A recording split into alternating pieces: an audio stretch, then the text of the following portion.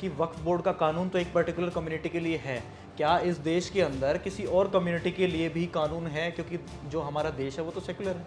जी बिल्कुल, तो एक ये भी एक चीज़ है कि सिर्फ़ एक यही ऐसा बोर्ड है जो हमारे देश में एप्लीकेबल है, बाकी किसी कम्युनिटी के लिए ऐसा कोई बोर्ड नहीं है।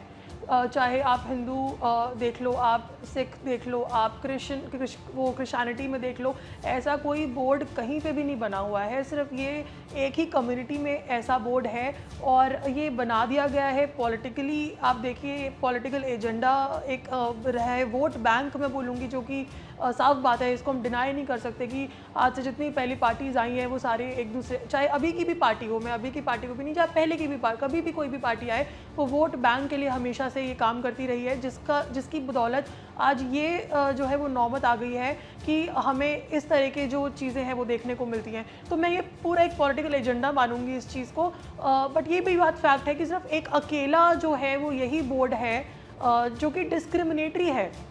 ये डिस्क्रिमिनेशन ही तो है। हमारे संविधान में लिखा है कि भाई सेकुलरिज्म, हमारी प्रियम्बल में लिखा है कि सेकुलर कंट्री है हमारी, तो ऐसा क्यों? और मैंने आपको पहले भी एग्जांपल दिया कि हालांकि हमारा देश एक सेकुलर कंट्री है, बट अगर आप कंपेयर करोगे दूसरी मुस्लिम कंट्रीज से, चाहे वो सऊदी हो गया या ओमान हो गया, तो उनमें भी ऐसे किसी पर्टिकुलर बोर्ड को पावर कभी नहीं दी गई। तो यहीं पर ही क्यों? तो ये बात तो खैर जाहिर है कि हमारी पॉलिटिकल लूप होल्स रहे हैं, बट अगर आप एक नॉर्मल एक सिटीज़न की तरह, आप देश की भलाई की अगर हम बात करें, यहाँ पे मैं हिंदू मुस्लिम की बात नहीं करती, बट मैं देश की भलाई की बात करती हूँ। अगर आप देश की प्रॉपर्टी की आप भलाई करें, देश की एक पर्टिकुलर कम्युनिटी की भी अगर आप भलाई सोचें, तो ये अमेंडमेंट्स आने बहुत ज़रूरी हैं।